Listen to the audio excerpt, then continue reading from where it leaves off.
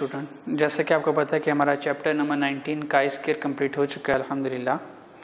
तो अब हमारे इसके एमसीक्यूज़ रह गए हैं।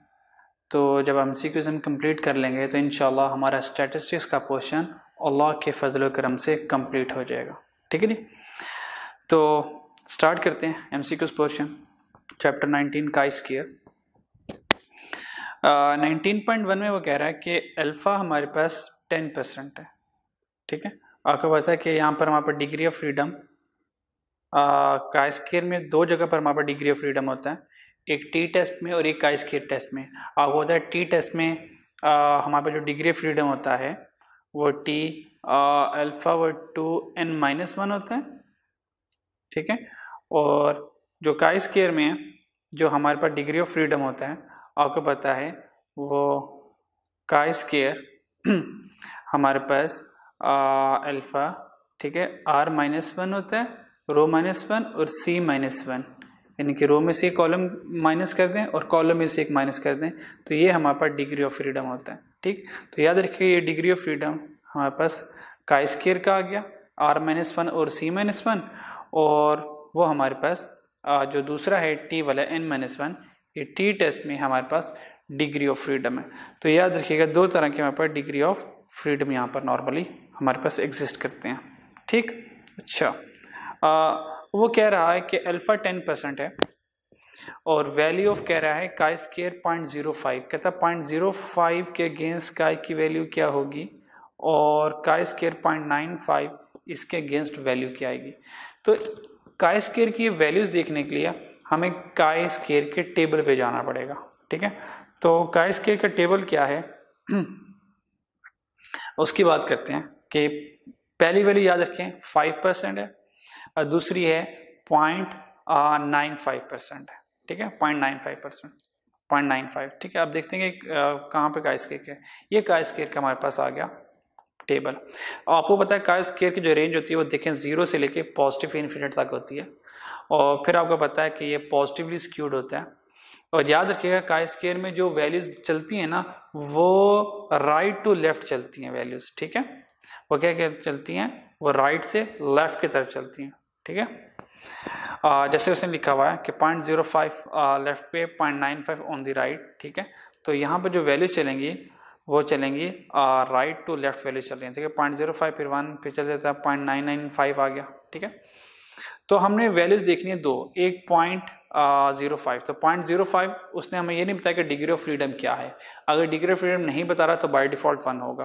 ठीक है, तो हमने यहाँ पे देख लेना है कि 0.05 हमारे पास क्या आएगा यहाँ पर। तो 0.05 हमने देखा तो हमारे पास आ गया 3.841, तो हमारे पास आ गया 3.841। तो देखते हैं आंसर क्या है 0.05 का 3.841। तो हमने देखा हमारे पास आंसर आ गया 3.841। तो 3.841 कहाँ नजर आ रहा है हमें, तो 3.841 यहाँ नजर आ रहा है, 3.84 यहाँ पे भी नजर आ रहा है और ए में भी नजर आ रहा है 3.84। तो हमने कहा या तो बी हो सकता है या तो ए हो सकता है। और फैसला कौन करेगा कि ए ऑप्शन सही है बी ऑप्शन सही है। अच्छा, ये तो माइनस में है ना, आपको पता है एरिया माइनस में नहीं होता, ये सी तो ऑप्शन सीरियस से गलत हो गई ना। ठीक है, अब हमने चेक करना है कि कौन सी ऑप्शन सही है, इसमें से कौन सी ऑप्शन सही है। ठीक है, तो उस ऑप्शन को सही करने के लिए अब हमें सेकंड चेक करना पड़ेगा। अब सेकंड चेक कैसे करेंगे, हम चेक करेंगे 0.95 को, हम देखेंगे कि 0.95 की वैल्यूज हमारे पास क्या आ रही हैं। ठीक है, अब इसको चेक करते हैं। तो 0.95 को चेक करने के लिए दोबारा का स्क्वायर के टेबल में गए,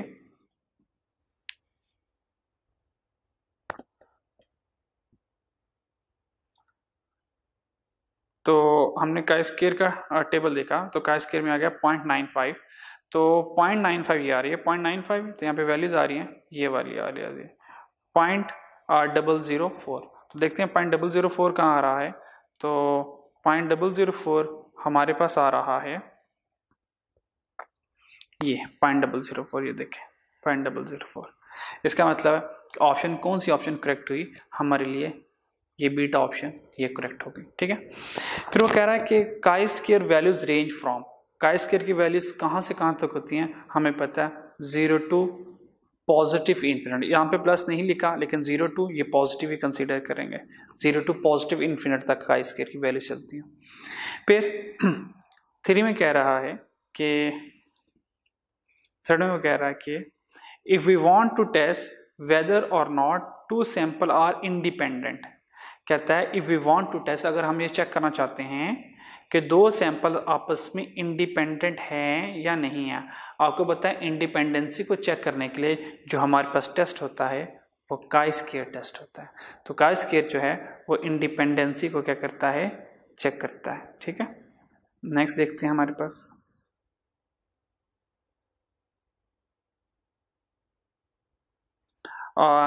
उसके बाद आ गया हमारे पास 9.4। तो 9.4 देखें क्या कहता है। 9.4 हमसे कहता है 9.4 कह रहा है इट इज अज्यूम्ड, अगर हम ये अज्यूम करें that the political affiliation of a person depend upon the level of education. हमने कहा क्या पॉलिटिकल एफिलिएशन किसी बंदे की डिपेंड करती है उसके लेवल ऑफ एजुकेशन की, यानी कि जिसका लेवल ऑफ एजुकेशन ज़्यादा उसकी पॉलिटिकल एफिलिएशन भी ज़्यादा होगी। हम ये कह सकते हैं कि यार ये जो हमारा लीडर है ये PhD डॉक्टर है, ये पढ़ा लिखा बंदा है, तो क्या ये डिपेंड करता है या नहीं करता। आपको पता है कि डिपेंडेंसी और इंडिपेंडेंसी को चेक करने के लिए हम क्या यूज़ करते हैं, कौन सा टेस्ट यूज़ करते हैं, हम chi-square यूज़ करते हैं, ये आपको पता है। ठीक है, तो हमारा जो आंसर होगा ये ऑप्शन बी यहाँ पे करेक्ट होगा, दैट इज chi-square डिस्ट्रीब्यूशन। क्योंकि डिपेंडेंसी को एक चीज़ दूसरी चीज़ के ऊपर डिपेंड कर रही है नहीं कर रही, इसके लिए हमें पता है chi-square यूज़ करते हैं। ठीक है, तो जैसे कि बच्चों ने कहा हमें मोबाइल दो, तो माँ बाप ने कहा कि मोबाइल क्या इनकी एजुकेशन पर डिपेंड करती है, नहीं करती। तो वालिदैन ने जो टेस्ट लगाया वो chi-square का लगाया होगा। अगर वालिदैन ने ये देखा कि बच्चों के पास मोबाइल फ़ोन है लेकिन उनकी एजुकेशन पर कोई फ़र्क नहीं पड़ा, तो वालिदैन ये नतीजा लगाएंगे कि मोबाइल फ़ोन का होना इंडिपेंडेंट है, यानी कि मोबाइल फ़ोन के होने से बच्चों की एजुकेशन पर ज़रा बराबर भी फ़र्क नहीं पड़ा। ठीक है, तो जब भी डिपेंडेंसी को इंडिपेंडेंसी को चेक करना हो तो हम हमेशा किसको यूज़ करते हैं, आपको पता है हमेशा chi-square डिस्ट्रीब्यूशन को यूज़ करते हैं। ठीक है, आप फिर चेक करते हैं 19.5। 19.5 क्या कहता है, तो 19.5 कहता है कि a CA foundation course instructor believe that the grade of students in foundation examination depend upon college। वो कहता है AFC में फाउंडेशन एग्जामिनेशन हुआ, हमने चेक किया CA फाउंडेशन को, CA का जो फाउंडेशन कोर्स था, हमने कहा बच्चों को जो ग्रेड अच्छे आते हैं क्या उसमें कोई कॉलेज का रोल है, यानी कि आप जितने अच्छे कॉलेज से पढ़ेंगे उतना आपका फाउंडेशन में ग्रेड अच्छा आएगा, और जितना आप किसी आम कॉलेज से पढ़ेंगे या सेल्फ स्टडी करेंगे उतने क्या ग्रेड्स वाकई में आपके काम आते हैं। क्या बेसिक फाउंडेशन के कोर्स में CA कॉलेजेस से पढ़ना क्या ये बेहतर है या नहीं है, क्या बच्चों के जो ग्रेड अच्छे आते हैं क्या उन्होंने CA के कॉलेजेस से पढ़ा होता है फिर अच्छे आते हैं, या वो सेल्फ स्टडी करके भी अच्छे ग्रेड ले सकते हैं, ज़रा इसके बारे में बताएं। तो आपको पता है फिर डिपेंडेंसी और इंडिपेंडेंसी आ गया। जब भी डिपेंडेंसी और इंडिपेंडेंसी को टेस्ट करने की बात करेगा तो हम हमेशा chi-square टेस्ट यूज़ करेंगे, हमेशा chi-square टेस्ट यूज़ करेंगे। तो what is the right answer, हम कहेंगे chi-square डिस्ट्रीब्यूशन, क्योंकि डिपेंड अपॉन कॉलेज, डिपेंडेंसी को चेक करना है कि हमारे ग्रेड कॉलेज पर डिपेंड करते हैं या नहीं करते। इसको चेक करने के लिए हमने कहा हम chi-square डिस्ट्रीब्यूशन अप्लाई करेंगे। ठीक है जी, तो हम यहाँ पर chi-square डिस्ट्रीब्यूशन अप्लाई करेंगे। फिर हमारे पास है 19.6। 19.6 में कह रहा है कि two population proportion can be compared by using, कहता है कि हमने टू पॉपुलेशन प्रपोर्शन को जब कंपेयर करना है तो हम किस में करेंगे। तो आपको पता है कि जब पॉपुलेशन प्रपोर्शन को हमने कंपेयर करना हो, जहां हमने पॉपुलेशन प्रपोर्शन को कंपेयर करना हो, तो नॉर्मली जो हम यहाँ पे यूज़ करते हैं नॉर्मली वो यहाँ पर बाइनोमियल यूज करते हैं, बाइनोमियल डिस्ट्रीब्यूशन यूज करते हैं। क्योंकि देखें बाइनोमियल डिस्ट्रीब्यूशन में जो हमने पॉपुलेशन प्रोपोर्शन पढ़ा, जो हमने पॉपुलेशन प्रोपोर्शन पढ़ा बाइनोमियल डिस्ट्रीब्यूशन में, वो पढ़ा था हमने P1 और Q1। और P1 क्या है? Probability of success. P क्या है? Probability of success. Q1 क्या है? Probability of failure. तो probability of success, probability of failure, ये दो किस चीज़ में आते हैं? ये हमें पता है, ये बाइनोमियल डिस्ट्रीब्यूशन का हिस्सा है। अगर हमें टू पॉपुलेशन प्रोपोर्शन का कंपेयर करना है तो P1 Q1 होता था और एक तरफ हमारे पास P2 और Q2 होता था। फिर इन दोनों पॉपुलेशन प्रोपोर्शन को कंपेयर करते थे। ये पॉपुलेशन प्रोपोर्शन कहाँ से आ रहे हैं? ये बाइनोमियल और डिस्ट्रीब्यूशन से आ रहे हैं हमारे पास। ठीक, नेक्स्ट हमारे पास 7 है। 7 में कह रहा है more than 2 or several population proportion can be tested simultaneously by using। देखें, अगर हमने पॉपुलेशन प्रोपोर्शन 1 को पॉपुलेशन प्रोपोर्शन 2 को सेपरेटली अगर हमने रखना है, देखें हमने P1 Q1 को अलग रखा, P2 Q2 को अलग रखा, अगर हम सेपरेटली कंपेयर करें तो बाइनोमियल है। लेकिन हम चाहते हैं कि अगर हम पॉपुलेशन प्रोपोर्शन जो है वो हमारे पास जो पॉपुलेशन प्रोपोर्शन है, हम दोनों को साइमल्टेनियसली टेस्ट करना चाहते हैं कि अगर हम 2 या 2 से ज़्यादा पॉपुलेशन प्रोपोर्शन को टेस्ट करना चाहते हैं एक ही वक्त में, तो आपको पता है उसके लिए आप बाइनोमियल डिस्ट्रीब्यूशन यूज़ नहीं करेंगे, उसके लिए काई स्क्वायर यूज़ करेंगे। देखें, जैसे कि काई स्क्वायर में हमारे पास मल्टीपल इंफॉर्मेशन होती है, ठीक है, मल्टीपल इंफॉर्मेशन होती है, ठीक है। तो यहाँ पर मेन चीज़ आ रही होती है, मतलब मेल आ गया, फीमेल आ गया, फिर एजुकेटेड हैं, ठीक है, या अनएजुकेटेड हैं, ठीक है। तो देखें और भी ज़्यादा 2-2 कॉलम्स, 3-3 कॉलम्स बन जाते हैं। तो देखो हम मल्टीपल इंफॉर्मेशन को, पॉपुलेशन प्रोपोर्शन को साइमल्टेनियस सॉल्व करते हैं। वो किस में करते हैं? हम वो काई स्क्वायर में करते हैं, ठीक है। उसके बाद हमारे पास 19.8 आ गया। 19.8 हमसे कहता है the expected frequency are obtained by multiplying the row with the column and किससे डिवाइड करना है, यानी कि एक्सपेक्टेड फ्रीक्वेंसी बात कर रहा है। हमें पता है एक्सपेक्टेड फ्रीक्वेंसी जो हमारे पास होती है, एक्सपेक्टेड फ्रीक्वेंसी जो हमारे पास यहाँ पर होती है वो आपको पता होती है E is equal to total row multiply by total column divided by grand total.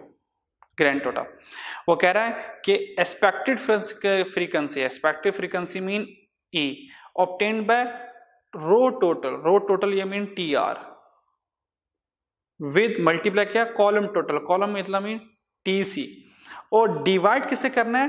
Grand total कौन होता है? Total number of observation.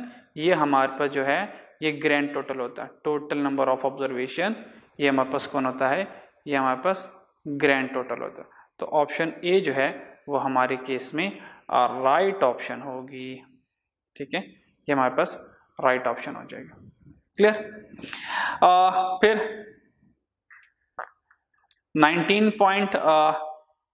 19.9 पे चलते हैं कि 19.9 क्या कहता है।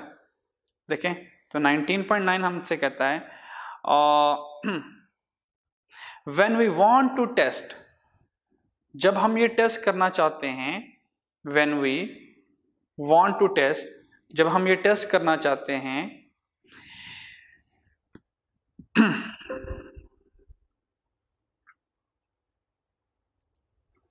when we want to test hypothesis concerning population variance, the distribution to be used, कहता है कि हम ये देखना चाहते हैं कि हम पॉपुलेशन वेरिएंस को उसके टेस्ट में हम क्या कहें, इंटरेस्टेड हैं। देखें, आज तक हमने पॉपुलेशन वेरिएंस को टेस्ट नहीं किया, हमने किसको टेस्ट किया अभी तक? हमने पॉपुलेशन मीन को टेस्ट किया है, हमने डिफरेंस ऑफ पॉपुलेशन मीन को टेस्ट किया है, हमने पॉपुलेशन प्रोपोर्शन को टेस्ट किया है, हमने डिफरेंस बिटवीन पॉपुलेशन प्रोपोर्शन को टेस्ट किया है। लेकिन आज तक कभी मैंने ये नहीं कहा कि वेरिएंस को हमने टेस्ट किया है। वेरिएंस को टेस्ट करने का जो मेथड होता है ना, पॉपुलेशन वेरिएंस को जो टेस्ट करते हैं वो काई स्क्वायर से करते हैं। इसका एमसीक्यूज तो हमारी बुक में है, लेकिन इसकी ना जिस तरह हम टी टेस्ट जी टेस्ट लगाते हैं ना, इस तरह काई स्क्वायर भी इसी तरह की, काई स्क्वायर की इस तरह हम वेरिएंस के साथ कैलकुलेशन करते हैं। क्योंकि एमसीक्यूज है, इसका हमारे पास सिर्फ एमसीक्यूज ही है। इसके जो फॉर्मूला जो है, ये वेरिएंस कैलकुलेट कैसे करना है, ये हमारे सिलेबस में नहीं है, तो इसलिए इसके ऊपर फर्दर बात नहीं करेंगे कि ये कैलकुलेट कैसे होता है। हालांकि जिस तरह मैं टी टेस्ट लगाता हूँ, जिस तरह मैं जी टेस्ट लगाता हूँ, इस तरह वेरिएंस का टेस्ट भी अप्लाई हो रहा होता है। ठीक है, तो याद रखिएगा, हमने आज तक कभी वेरिएंस को टेस्ट करना नहीं सीखा जी टेस्ट में और टी टेस्ट में। हमने हमेशा population mean, difference of population mean, population proportion, difference of population proportion को टेस्ट किया। लेकिन वो कि पॉपुलेशन वेरिएंस को टेस्ट करना है तो बताए कौन सा टेस्ट यूज करेंगे, तो हम सिर्फ काई स्क्वायर डिस्ट्रीब्यूशन यूज करेंगे। तो 19.9 का जो आंसर है वो काई स्क्वायर है। ठीक, अच्छा जी, इससे नेक्स्ट जो है वो हमारे पास आ गया, A table containing the data classified according to the characteristics of population attribute is known as। कहता है ऐसा टेबल जिसमें पॉपुलेशन की कैरेक्टरिस्टिक्स बयान की गई हैं, पॉपुलेशन के बारे में बात की गई है, तो उस टेबल को कहते हैं कंटिंजेंसी टेबल। कोरिलेशन का आपको पता है टेबल तो होता नहीं, कोरिलेशन तो रिलेशनशिप है। और फ्रीक्वेंसी टेबल में पॉपुलेशन की वैल्यूज नहीं होती, हम सैंपल की वैल्यूज को लिख रहे होते हैं। लेकिन पॉपुलेशन की कैरेक्टरिस्टिक्स जो भी होंगी, अगर वो टेबल की फॉर्म में हैं, तो उस तरह के टेबल को कहते हैं कि भाई ये हमारे पास कंटिंजेंसी टेबल है। ठीक है, तो 9.10 हो गया। नेक्स्ट देखते हैं 9.11। 9.11 हमसे क्या कहते हैं, तो 9.11 कह रहा है हमारे पास जी। तो 9.11 कहता है, in 9.11 a technique by mean of which we test the hypothesis whether the sample distribution is in agreement with the theoretical distribution is called। कहता अगर हम ये चेक करना चाहते हैं, ऐसी टेक्निक बताओ, हम ये चेक करना चाहते हैं कि सैम्पलिंग डिस्ट्रीब्यूशन जो है वो एग्री करती है थ्योरेटिकल डिस्ट्रीब्यूशन से, यानी कि सैम्पलिंग डिस्ट्रीब्यूशन और थ्योरेटिकल डिस्ट्रीब्यूशन के एग्री करती है, ऐसी टेक्निक बताएं कि हम इस चीज को टेस्ट कर सकें। इसको कहते हैं goodness of fit test. Goodness of fit test ये होता है, हम ये देखना चाहते हैं क्या जो सैंपल ने बात की, क्या वो बिल्कुल पॉपुलेशन के साथ एग्री कर रही है या नहीं कर रही। हमने कहा कि अगर हम बच्चों को मोबाइल ले देंगे तो उनकी एजुकेशन पर इफेक्ट नहीं आएगा। हम ये देखना चाहते हैं क्या ये बात एग्री हो रही है या नहीं हो रही, यानी कि मोबाइल फोन का होना बच्चों की स्टडी के ऊपर कोई इम्पैक्ट ना आना, कि ये दो बातें एग्री कर रही हैं या नहीं कर रही। इन दोनों को एग्री करना या ना करने के लिए जो टेस्ट हम यूज करते हैं वो हम यूज करते हैं काई स्क्वायर डिस्ट्रीब्यूशन। ठीक है, तो अगर सैंपल जो है वो पॉपुलेशन से एग्री कर रही है नहीं कर रही, इसके लिए कौन सा टेस्ट यूज करते हैं, काई स्क्वायर डिस्ट्रीब्यूशन यूज करते हैं। ठीक, नेक्स्ट 13 में वो कह रहा है for a test of association. Test of association आपको पता है काई स्क्वायर टेस्ट होता है। 95% कॉन्फिडेंस इंटरवल है हमारे पास, 95% कॉन्फिडेंस इंटरवल है। Calculated chi square value is 8.431, various table value is 9.488। इतना आसान एमसीक्यूज दे दिया और हमें पता है कि अगर काई स्क्वायर कैलकुलेटेड ग्रेटर आ जाए काई स्क्वायर टेबल से, तो क्या होता है, हम रिजेक्ट कर देते हैं H0 को। अगर ऐसा हो तो हम H0 इज रिजेक्टेड, तो H0 हमारा रिजेक्ट हो जाता है। ठीक है, अगर ऐसा हो। अब ये देखें काई स्क्वायर कैलकुलेटेड कितनी है, 8.431, तो यहां पर आ गया 8.431। काई स्क्वायर टेबल कितना है, 9.488। 9.488 आपको पता है काई स्क्वायर कैलकुलेटेड टेबल से लेस है। अगर ये लेस है तो हम करेंगे H0 इज एक्सेप्टेड, हमारा H0 एक्सेप्ट होगा। तो देखिए H0 एक्सेप्ट कहाँ हो रहा है, नल हाइपोथेसिस एक्सेप्ट कहाँ हो रहा है, ऑप्शन बी में। तो ऑप्शन बी में नल हाइपोथेसिस हमारा एक्सेप्ट हो रहा है, ठीक है। तो यहाँ से जो ऑप्शन बी होगी ये हमारी ठीक कंसीडर की जाएगी, ठीक है। फिर देखते हैं 9.14।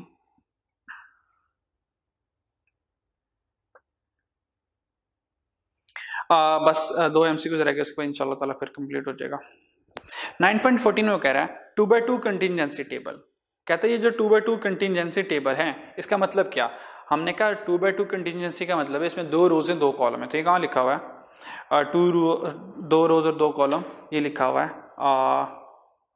2 cell in each row, 2 values in each row, या 2 रो और 2 कॉलम। हम कहेंगे ऑप्शन सी सही है। इसका मतलब है 2 रोज हैं और 2 कॉलम है, 2 रोज एंड 2 कॉलम आएगा। ठीक।